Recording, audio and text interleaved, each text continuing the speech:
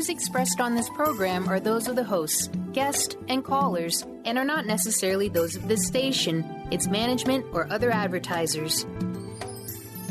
You're listening to Transformation Talk Radio.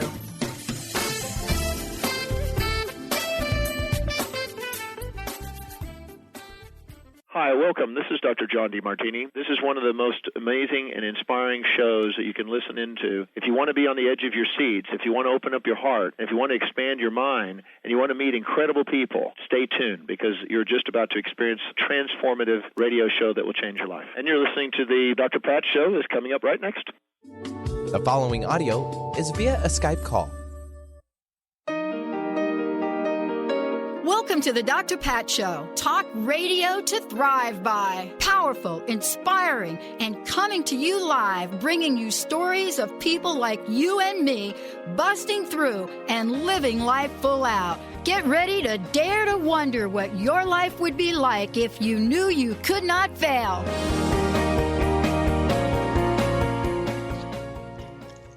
Hey, everybody. Welcome, welcome, welcome. Hey, it's great to be connecting with all of you. Thank you for tuning us in and turning us on right here at the Dr. Pat Show. Awesome day today. We've got a lineup for you. Why? Because we are on a global mission. We are on a mission to come together with this thing that is now known as independent media. And pretty soon, we're so excited about our upcoming crowdfunding campaign and what it is we've incorporated that all of you want to know about. So, the narrative on radio, especially talk radio, is you drive in your car and you hear the show. The new narrative is that anywhere you are, no matter what you're doing, you can hear the show of your choice.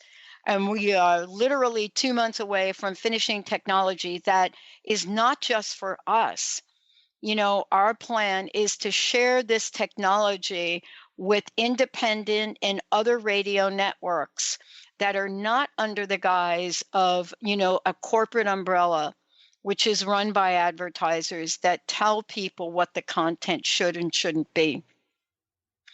This is a project for those of us that's 2 years in the making. And the time is now. The world is at a place now where each of us individually have done quite a bit on our own, and you all as well, your own personal growth. But what do we need to do differently? Today, how soon is now? From personal initiation to planetary transformation with my guest today, Daniel Pinchbeck. And why is this important? It's important because what he's written in his book and what he's inviting us to consider is how soon is now? Are we waiting for something that may or may not come? And what is it that we are no longer called to do alone? Now, Daniel has been out and about in the world as someone beyond being a New York Times bestselling author, but someone out there, been featured in magazines, been featured on radio and television, and he has decided, I've got a message that I want to get out into the world. And how can I get that message out into the world? How can we create planetary and cultural change? Daniel, it's great to have you here. Welcome to the show. Oh, thanks so much for inviting me. The question is, how soon is now? It's kind of an interesting question. Great title for the book. But, when I used to ask my mom this question, my mom was a real fighter, had her first child at 12, second child at 13. And I would ask her questions about how soon do I need to do something? Her answer, I got to tell you, Daniel, it didn't matter what I was asking. Her answer was always yesterday. Now, I went to a lot of therapy to understand what that meant. But is yesterday a good answer for how soon is now? And welcome to the show. Well, when people confront the ecological thing and they say to themselves, when was the best time to plant a tree? And obviously the best time was 10 years ago. The second best time is today. Mm-hmm.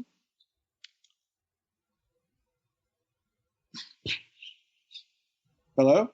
Oh yeah, I thought you're still there. Yeah.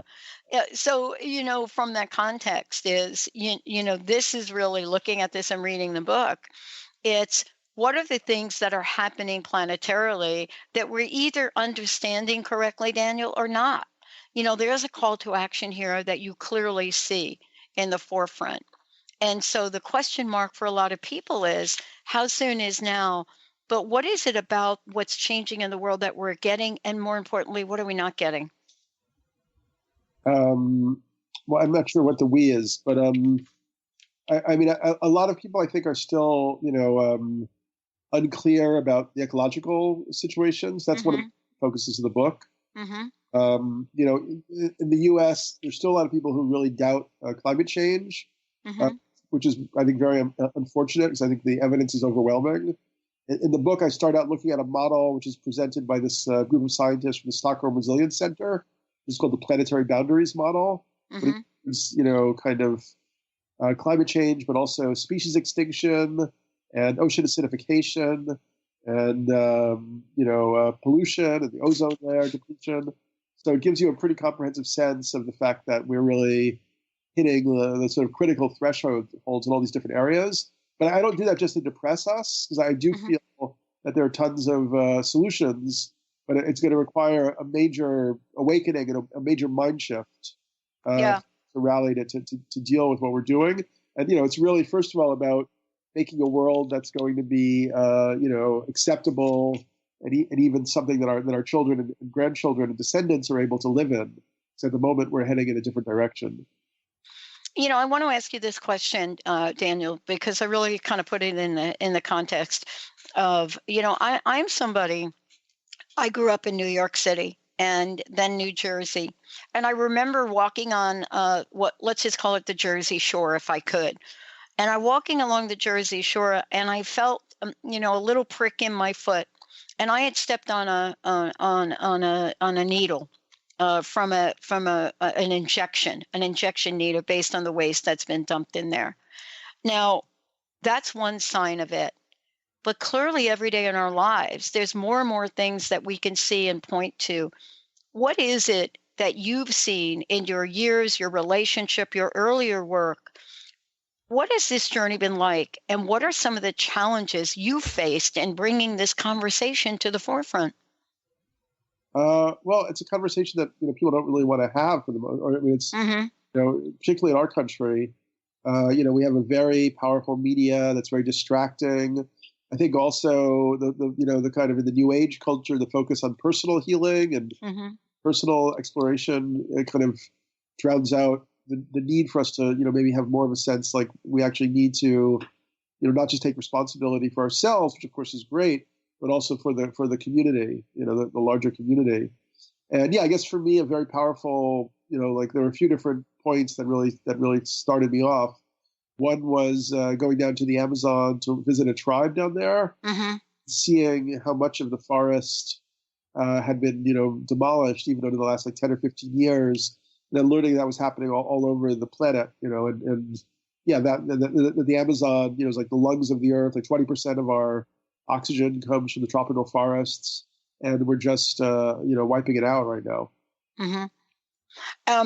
Do you feel a sense? And I have a friend that has been going down to the Amazon for years, and working with the indigenous people there, as well as creating amazing plant products and just absolutely healing approaches to things. I asked him if he felt hopeless right now with what he's exploring.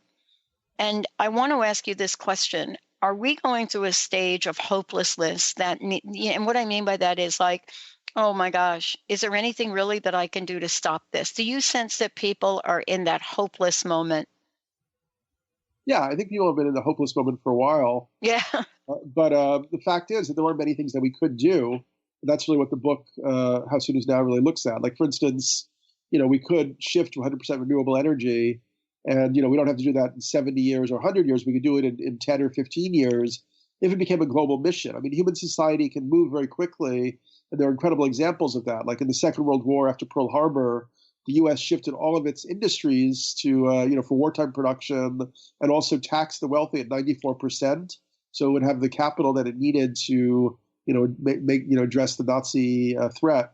What we kind of need is a global effort along those lines. But first, we have to break through the obstacles of our psyche.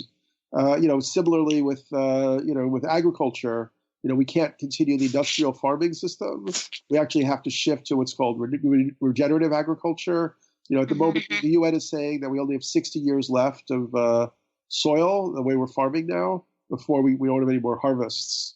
So actually right now is when we have to redesign the agriculture system. And the book points out how we can do that, points out how we can redesign the industrial frameworks, that it supports biodiversity and evolution. And then it looks at the political and economic changes that we would have to make, like how our money system unfortunately creates debt, creates scarcity, creates competition. And there are other monetary, other tools that we could create to exchange value, or ways we could redesign how we exchange value that wouldn't force such excess consumption and destructive overdevelopment. There's one thing I'm really struck by in the book, and that is, Daniel, I'm really struck by how much information is in here. And what I'm really, really questioning for myself is, maybe I'm a little bit more informed than the average person, but some of the information you have in here is just unprecedented. Everything from the infinite resource, which you reference in here, and what's happening in Switzerland, and so forth, to more examples of what's happening to plant life. And I guess where I'm really, I want to ask you this question and talk about it when we come back is, with all of this information, and clearly you have a ton of it in this book, what do we need to do to get this information to the average person so that they can see there's a call to action here? Let's take a short break, everyone. When we come back, more with Daniel about this. How soon is now? What a great book this is. And seriously, if you're thinking, wow, this is a book you share with your family, with your friends, with your loved ones, and then ask yourself, what am I going to do? Stay tuned. We'll be right back.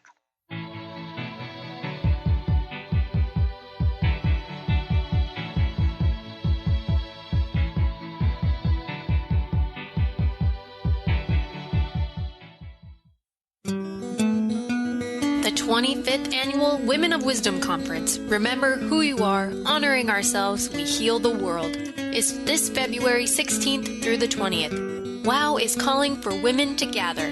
This is the time for women to step into our power, support each other, share our stories, empower our dreams, and build leaders for our community and the next generation of women. Join us for life-changing, intimate workshops on diverse topics such as music, dance, art, sexuality, relationships, healing, goddess wisdom, life purpose, and more. Join us and be witnessed, valued, and inspired to discover your purpose and share your stories. WOW is one of the longest-running women's spirituality conferences in the world. You can register for individual events or enjoy the whole weekend. This February 16th through the 20th. Visit womenofwisdom.org. Tune in to The Jen Royster Show, intuitive guidance to inspire your life, each Thursday at 8 a.m. Pacific and 11 a.m. Eastern on TransformationTalkRadio.com. This amazing show is an inspirational hour that will take you on an epic metaphysical journey to discover the spiritual approach to life's greatest challenges. Dr. Jen is an internationally known intuitive counselor, spiritual teacher, and energy healer. Call in for intuitive readings and visit JenRoyster.com for more information. Is traditional medicine not working for you? Do you still feel as if your health isn't 100%? Here at the Holistic Medical Center, Dr. Nushin Darvish and the qualified staff look through the dimensions of wellness and start a healing plan prioritized to your needs. Our physicians assess the whole you until complete health is achieved. Get the help you need by visiting drdarvish.com or call 425-451-0404. When your body is awakened, your spirit comes alive. Dana Canetto is a transformational guide, embodiment coach, and spiritual mentor assisting women in realigning with their truth and embodying who they are by connecting to the wisdom of their body. Tune in every month on Transformation Talk Radio and the Dr. Pat Show Network for Body Divinity Radio with Dana Canetto. For more information on Dana and her services, visit danacanetto.com. That's DANACANNETO.com. How would you like increased health and vitality? How would you like to avoid the onset of disease as well as slow the aging process? This is all possible through a simple, safe, and natural process. Every day we are either moving toward wellness or away from wellness. Hi, I'm Mary Jane Mack. I'd like to be your partner in achieving optimal health. Contact me now at maryjanemack.com or call 425-392-0659. Visit maryjanemack.com. Shoots up through the stony ground. There's no room, no space to rent in this town. You're out of luck. Hey, everybody, welcome back. I'm so glad. Listen, I am so thrilled to have Daniel joining me here today. And, by the way, I'm not kidding about this book. And there is so much in the book. I almost want to encourage all of you, if you're ever thinking about what are we going to talk to the family about? How are we going to spend time with our children? There is so much in this book, including, the preface that was written by Sting, which I'm actually going to talk about here with Daniel. But this is the book that will help give you answers to the many questions you're wondering about that's happening in the media today. Everything from wow, climate change doesn't really exist. That's the headlines.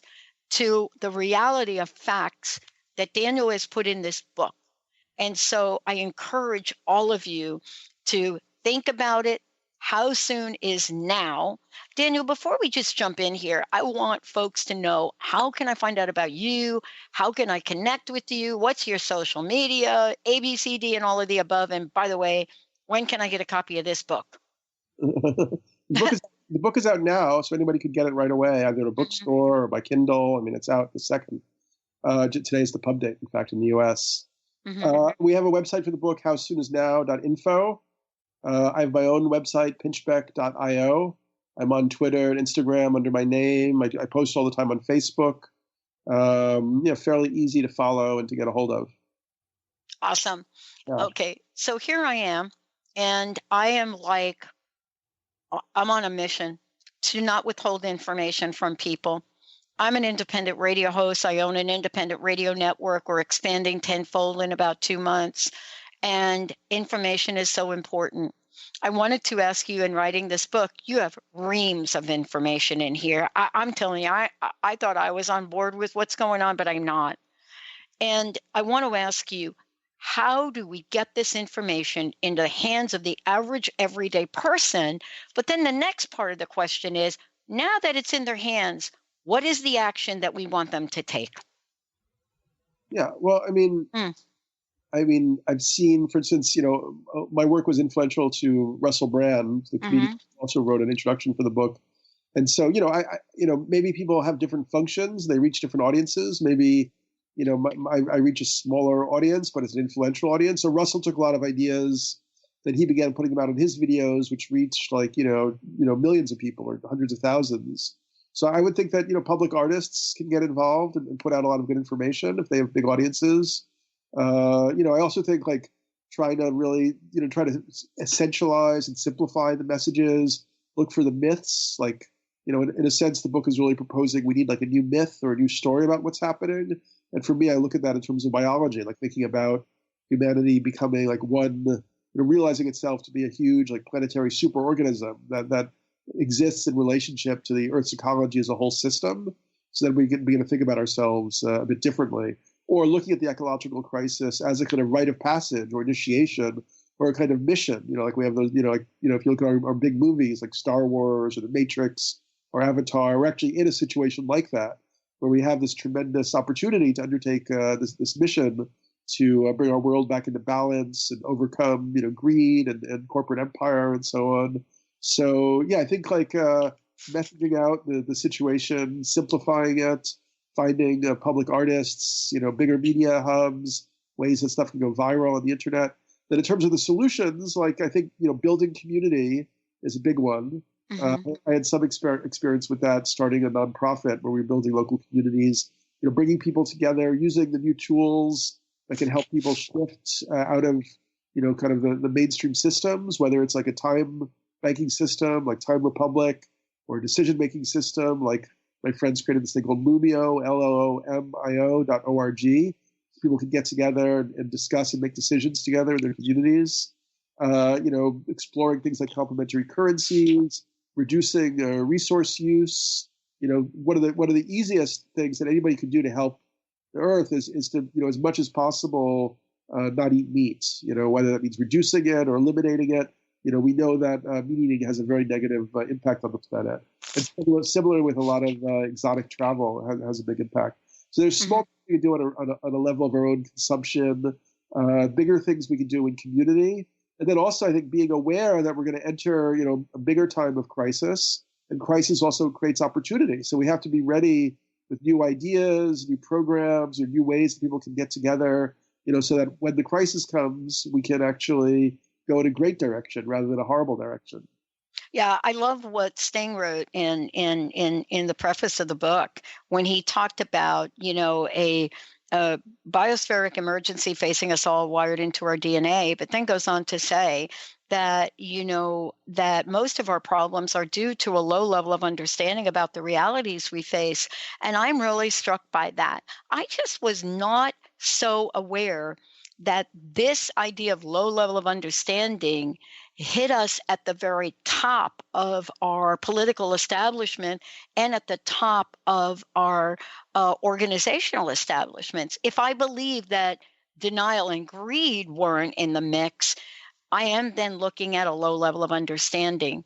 I wanted to ask you, what would be your top 3 things that you would like people to understand? If you only had 3 to pick, what would you say to folks to say, please understand this?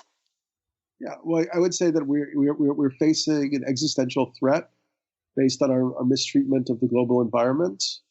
And, if we ignore it, we're imperiling, our own future lives to some extent, but certainly the lives of our children, because we know what happens during past extinction level events. They can be very radical and very quick. So when we recognize that, we have to shift our priorities. Number 2 would be, we have to integrate the reality that we're in, not that we wish we were in, and then we have to change our priorities so that we're thinking about ourselves in relationship to this, planetary process that needs to take place, And then I think the third one is that we can take this on, not as something to be depressed about, but actually something that fills our life with meaning and purpose, as something that really inspires us to want to work with people, to come together, to build something new, to resist the destructive aspects of the current administration and the corporatocracy and so on. And then beyond that would be creating local communities, looking at the different solution approaches that can be applied. I think it can be very galvanizing and inspiring to just accept the situation, realize that we are actually the catalytic agents who can change it. Yeah, it was really interesting. I got some feedback from a listener the other day who said, I'm not willing to tap into fear. And I thought to myself, I went back and I actually asked, where is the fear in this? And so it wasn't necessarily tapping into fear. It was, let us present the facts. And if the facts make you afraid, then maybe there's something to pay attention to. I noticed that you're not really pointing fingers here. You are literally presenting the facts. So doesn't that give us all an opportunity to explore facts about what is happening so that we are better educated and informed? And if fear is the result of it, then maybe there's a very good reason. Yeah, I think that, we have to see fear as a kind of, it's almost like an immune system response on the level of consciousness. So, in the same way, like when you get sick, that's your body telling you something. The fear is also telling us something, about our situation. that we need to take seriously. However, yeah, we have to. I mean, part of the idea of initiation, in tribal society is you have to go through the ordeal. You have to face your fears so that you can come out the other side, and almost, be above, be beyond them in a way. So that's kind of the situation we're in right now. Yeah, we're going to take a short break. When we come back, we're going to talk about a couple of really interesting things that, Daniel, you've put in the book. One of them is we lack a moral center in our society. What does that mean? But what does that mean in the context of planetary culture? And are we able to speak directly to the needs of our moment? And this is, what's referred to in the book, an ecological conversion. We're going to take a short break. When we come back, we're going to talk with Daniel about what has this got to do with mythology, our journey, and do we have a moral center? Stay tuned. We'll be right back.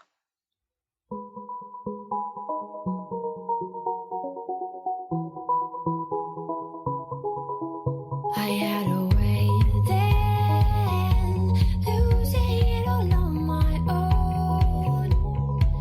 I had a heart then, but the queen has been. Bree Gibbs is a fourth-generation high priestess with the knowledge to raise your vibration and conscious creation.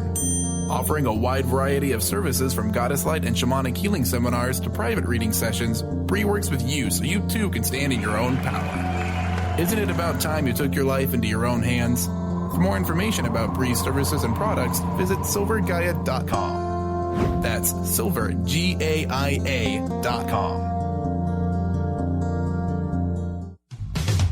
A word of caution: if you prefer the status quo and you are not interested in improving every aspect of your life, this book will trigger the shift out of you.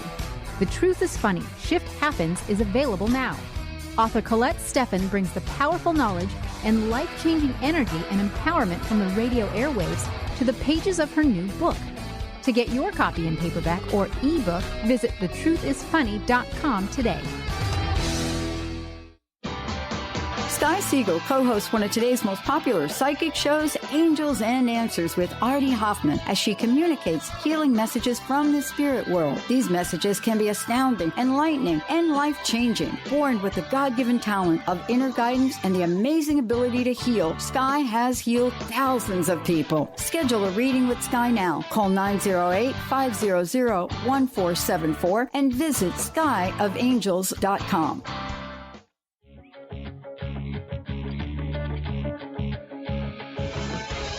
Hi, this is Leslie Fontaine, and my show is Sheer Alchemy on TransformationTalkRadio.com. When we're bogged down with our emotions, the hardships that plague us in our relationships, at work, our finances, we literally can't see the higher plane where we could be operating from. Tune in to Leslie Fontaine, Sheer Alchemy on TransformationTalkRadio.com.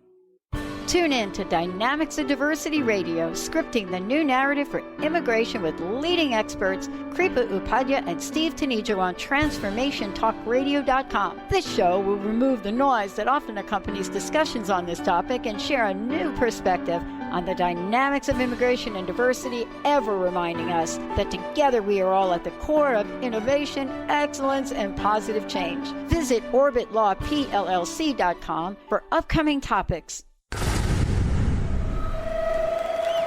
Welcome to the Dr. Pat Show, Talk Radio to Thrive By. I am so thrilled to be talking to all of you. We have got talk radio for all of us. Are you ready and willing and able to accept all of the abundance you can muster up in your life? Yeah! Check us out at drpatshow.com, transformationtalkradio.com, transformationradio.fm. Oh my goodness.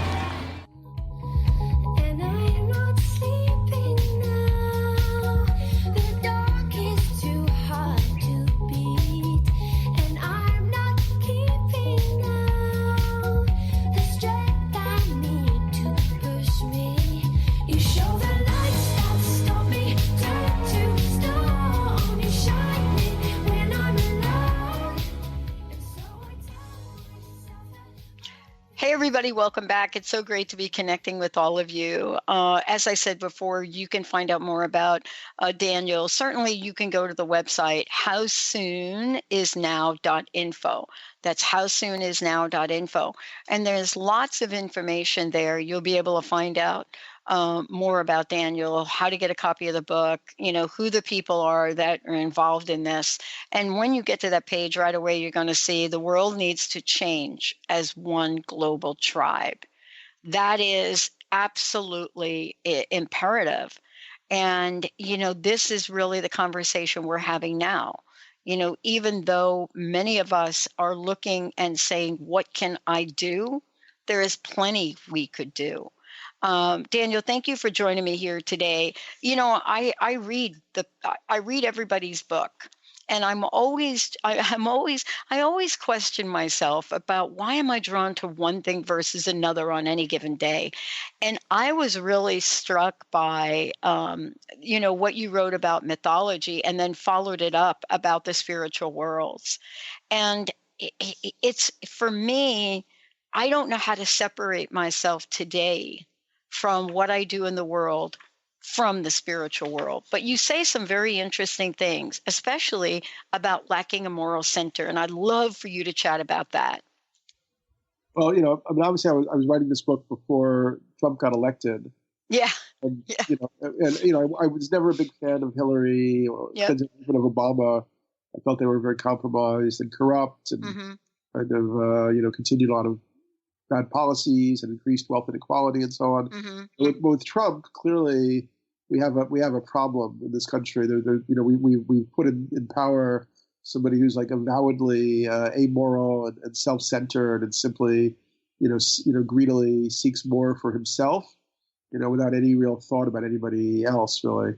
So that kind of shows you where we're at as a country. I mean, for it to get that level of debasement, and in a way, I think people voted for him out of despair and disgust, or as an outcry against the system, and hopefully, that means that where a counter movement, where actually we accept the need for ethics and responsibility, and we undergo a shift in another direction. But yeah, at the moment there definitely is a lack of any kind of moral center, and some of that has to do with questions around love and sexuality that I discussed in the book. Something has to do with greed and self-interest. All of these things for me are also aspects of our lack of initiation. That these indigenous traditional societies would force the young men in particular, to go through a process where they would have like visionary experience, ordeals, and ultimately they would sort of get beyond their being trapped in just their ego and be able to take responsibility for the community as a whole. And I think that's something that our society really lost. And without that, men don't really grow up. They end up being like gigantic adolescents for their whole lives, trapped in their egos. Yeah. What I love also in the book is you mentioned the Pope.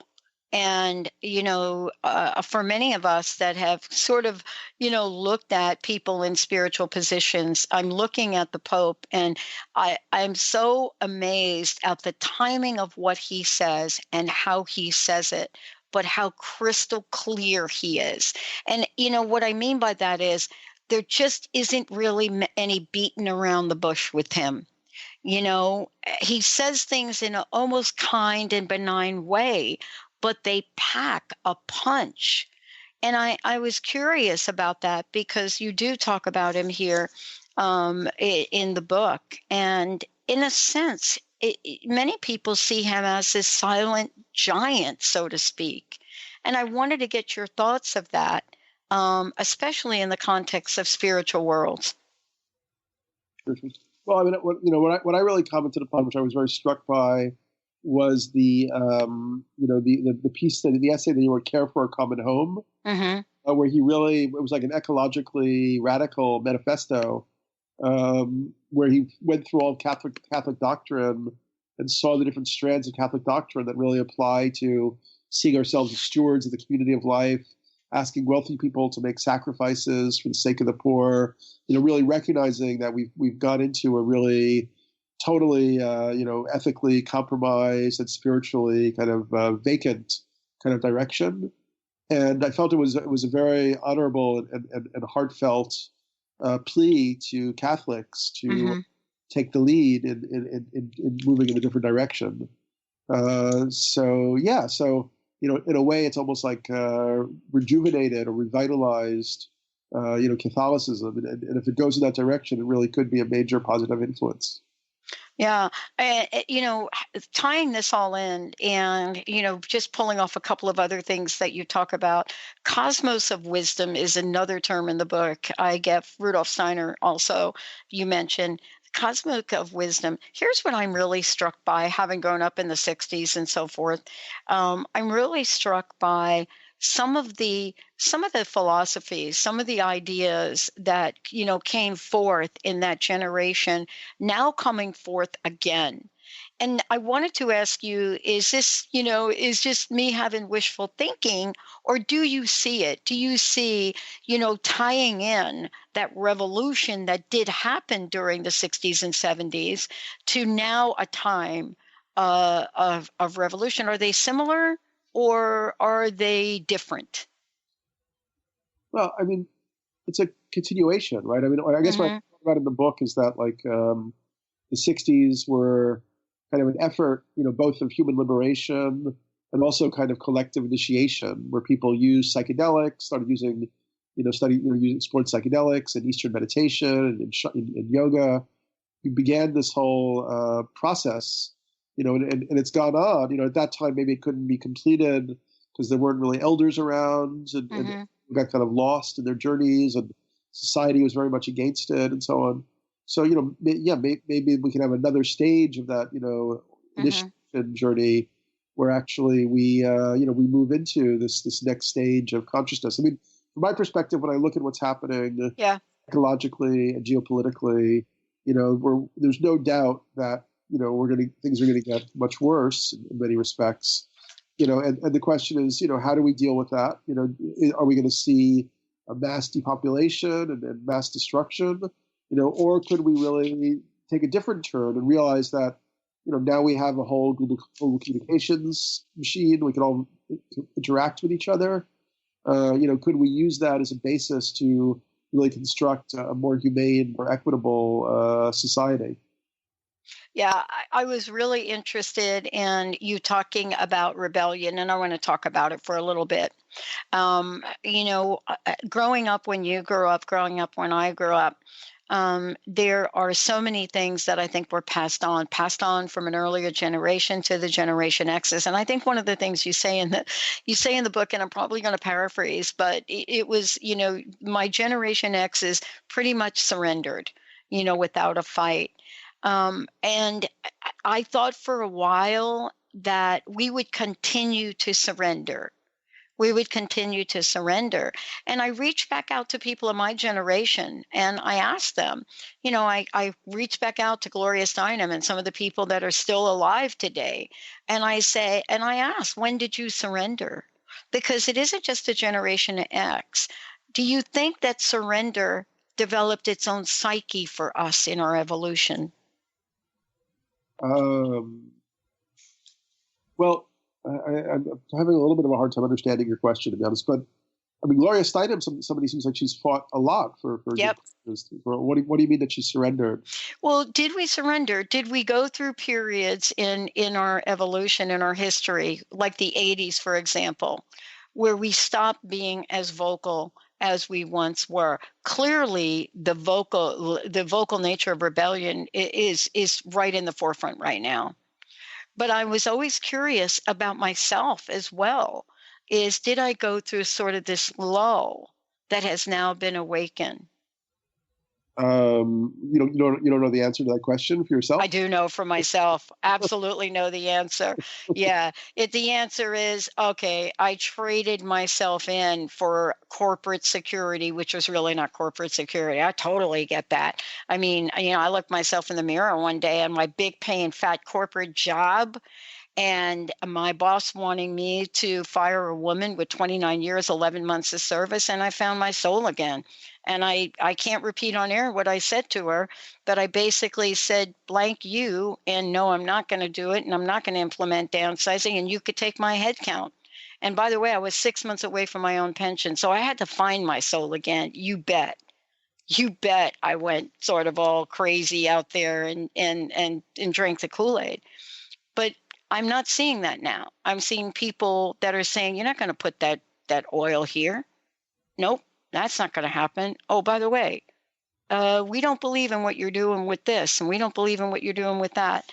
Do we need more of this is my question. Yeah, I mean, you know, I don't, you don't seem to want to talk about, you know, the Trump situation directly, but you know, we're in a very I can talk about the Trump situation directly. We're in a very dangerous circumstance where, you know, there seem to be people who, you know, want to be kind of white supremacist authoritarians and, you know, totally destroy the environment for the sake of corporate greed. And, you know, it's kind of like it's a very obvious do or die period, you know, where either there's going to be a rising up against this or you know, or things are going to get incredibly dark. Mm-hmm. So, you know, and I'm seeing lots of people that I know, and, you know, everybody who's progressive and has a heart, you know, is beginning to realize that we have to now, you know, fight for what we believe in. But, you know, really what I felt was very important about doing this book was that, you know, the progressive community tends to be kind of like fragmented. And I felt it really wasn't a cohesive vision of where we want to go. You know, like I feel like with the right wing, the extreme right, like we know they want, you know, xenophobia, they want to get rid of immigrants, they want to, they want military, you know, but I didn't feel on the part of the progressive movement we could say where we want to go. So I felt it was important to put a very radical stake in the ground. And, you know, looking at, you know, I talked about people like Buckminster Fuller, his whole idea that, like, you know, in the 60s, he realized that we have the technical power, we have the ability to make a world where our entire human community is cared for and where we reduce the amount of work people have to do. I mean, you know, so one reason that Trump won is he said, oh, he's going to bring back all these manufacturing jobs, you know, but that's not the case. There's actually way more automation happening. And, you know, now we have self-driving cars. So in a few years, the 3.5 million truck drivers that we have will probably be laid off, you know. So that could be seen as a disaster, you know, and it could lead to them just starting wars to get rid of people, you know, or we could say, hey, we're shifting into something new. This is like a post-capitalist, post-work reality where we don't really want people to have to work as much anymore. We're going to subsidize them. People can have basic incomes. They can create more like decentralized local communities where they learn to grow some of their own food, create their own energy, take care of their local ecology. You know, and those communities can be meshed together in a bioregional way and then in a planetary way. You know, the internet can be used so that people can have a direct democracy rather than just having to vote for one of two corrupt, you know, representatives every several years. And, you know, in a way, we have an outmoded, obsolete political economic system that's very much obstructing the potential for human evolution and human progress. And, you know, we need to sort of break out of the obstructions in our beliefs and ideas that make us think it has to be this way, and realize that this is actually all a creation. Like, we created this, you know, and we could create something very, very different. Yeah. You know what I love? I love talking about this. And I don't have any problem talking about Trump in the headlines because I live in the state of Washington. And we have a show on this network called Dynamics of Diversity, which is hosted by an amazing immigration law firm, and both Kripa and Steve. And part of what I know about the fabric of this little Seattle station here that we're on, pretty much going unnoticed by the rest of the world, has created the very essence and fabric of the action that was just taken by our Attorney General. And I love that. I love being able to see how somebody under the radar, think about it, the state of Washington, they think we're pretty much nuts over here. Daniel, you know that. I mean, when I lived on the East Coast, we used to look at Washington State and Oregon, and we would look at these people and we'd think, oh my God, let's not pay any attention to them because they're really on another planet. And here we are, right? A state that pretty much had one of the strongest progressive populations. And all of a sudden, we're in the Supreme Court. I think kind of maybe that's a little bit of the action you referred to in the book. But I wish I had the blueprint for how that was done, right? You see what I mean? What do you mean the blueprint? I'm not sure. The blueprint is how these folks came together, this entire staff of working with the Attorney General, the lawyers that came together pretty much off the radar and got something historical done. I think it was masterful. Yeah. I think it was masterful. And how the businesses here in the state of Washington came together, some of them competitors of each other, by the way, and came together and completely off the radar made something happen. That inspires me. I believe it inspires me. And I want to know more. I want to know more how about that get that done. And I think that's what your book does. I think that's what the message in here is, that we don't have to be alone and we don't have to feel helpless and hopeless. At least that's my takeaway from it. What do you think? Yeah, but really that, if any change is going to happen, it's because, we individually decide that, we're going to make it happen and that, then we do it. And that's the now part, I love it. Yeah. I love it. I have to tell you, I read your book and I thought, wow, here's what happened for us here after all of us got tapped into what you wrote. We were sitting here and we are in the middle of our technology and we made a conscious decision that we're taking too long for it. Now, I know you don't talk about this in your book, but I'll tell you, it was the inspiration, Daniel. It was, Pat, you could sit here another 6 months and wait for the damn technology to be done, or you can get the team together and we can initiate a crowdfunding effort and get it done in a tenth of the time. That's what reading your book helped me get to. Amazing. I hope people get to the same thing in their own lives. Yeah. Thank you. No, I'm really encouraged to hear. I mean, initial readers have really been very grateful and have said that they really put together, a lot of things that they felt and thought kind of inchoately, but gave them the support to, see it more comprehensively, the situation. So I don't know if you planned that with the book. I mean, I have to tell you, unexpectedly reading your book last night, and then I shot an email out to my entire team. And then I came in this morning before this show. I already had a meeting with the team to expedite our crowdfunding campaign and our technology. And I don't know exactly, I wish I could point to exactly what I read in here. Maybe it was, the chapter on God, love, and revolution. I don't know. But I wanted to ask you this. Are people reading this book and are you feeling that they are taking action? Because I could not read this book and talk to you today and not do something. I just couldn't. Well, the book has actually just come out, so I haven't had a lot of reactions yet from people. And of course, I'm very, very excited to see, how people react to it.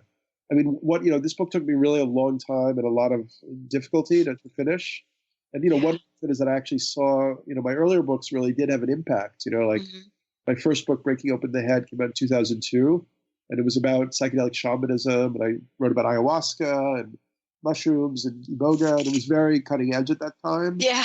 And it still is cutting edge, but now really a lot of people have, there's a lot of scientific research happening, and really a lot of evidence has correlated, with the positive perspective on psychedelics. So we see there's therapy, kind of trials to use MDMA to treat post-traumatic stress disorder in veterans from the Iraq and Afghanistan war. And that's having an over 60% success rate. And, psilocybin mushroom component to treat kind of end-of-life anxiety in people with terminal illnesses and depression. And so, the evidence is really mounting up, and it's quite incredible. So I sort of feel this book, it's the same thing. It's like a little in advance. Most people maybe are just waking up to how problematic things are. But I think soon there's going to be a growing awareness that, if we want to even survive as a species, let alone thrive, we need a profound system shift. And I think, is like a manual or blueprint for how we might be able to organize that. Well, I will tell you, I know it's new coming out of the gate, but I would love to write exactly what this book catapulted us to do here. and send it to you to post on your website or any other place you want. Because me being on the fence about what to do and how to do it and how quickly to do it, I am no longer there. That's awesome. I am no longer there. You talk about it. You say crisis in opportunity. And boy, I'm going to paraphrase again. So I'm so sorry if I misquote things here. It was late last night. Crisis in opportunity is such an invitation. What is it? I know we only have a few minutes left. I want to ask you, what is it that you could say to the people that are going to listen to this show all over the world, by the way, 90 media outlets right now, but what can we say to them to say, listen, crisis and opportunity, can you create the opportunity? What can we say to help them create the opportunity?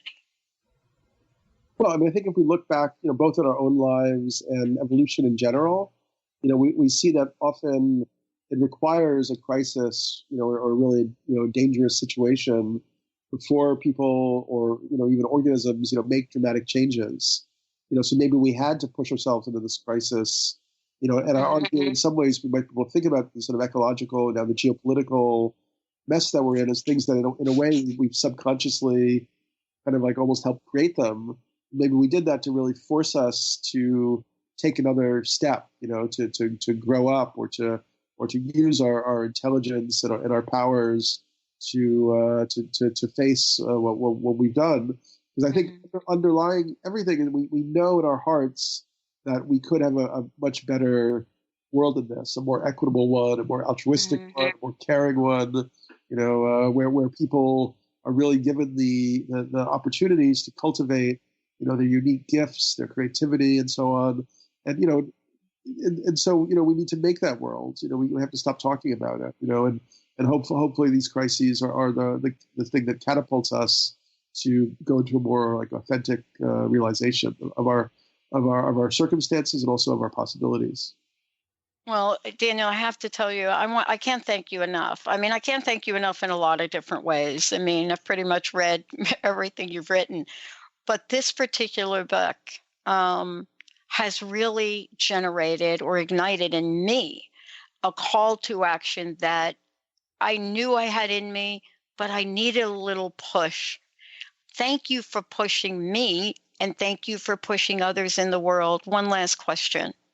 What would you like the personal message to be from you to the people listening? And thank you again so much.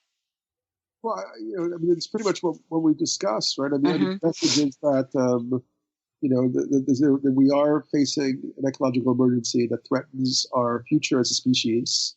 We have a lot of obstructions. We have the wrong people running our governments, our corporations. But it's not a question of blaming them. It's a question of realizing that it's a systemic crisis and that actually we do have the tools, as the book elaborates, to change the situation. We just enough of us have to reach a tipping point where we're willing to really work together to co-create, to bring about the type of changes that are necessary. Awesome. I want to tell everybody the book is How Soon Is Now. The website is howsoonisnow.info. I will be writing something up for those of you out there. I'm also going to post where I can present a review of the book, and I certainly will send it to you, Daniel. I will say that my folks were a little bit disheveled here this morning with this meeting right before the show, but I will tell you they are already into action. That's wonderful. Thank you so much. And what's the best place for people to get a copy of the book? From the website? No, not on the website. Amazon, or the best thing would be if they have local bookstores, particularly local independent bookstores. They go and order the book, and get it there to support local bookstores and bookstores in general, which are struggling these days. But then also Amazon, is very easy. If they don't have a local bookstore, if it's too hard, they can order it. They get it sent to them. They get a Kindle edition, even right away. Yeah, please, right away. What I'm going to say to everybody, right away. This is a breakthrough book, but it is a call to action. Thank you, Daniel. Thank you so much for today. Wow. Yeah. I want to thank everybody for tuning us in, turning us on. We're not done yet. We're not done yet. We've got another hour coming up. Please check out the website, I was able to capture some of the things in the book, but I'm telling you, I didn't even get to the tip of the iceberg. We're going to take a short break. We'll be right back. Okay, cool. Thanks.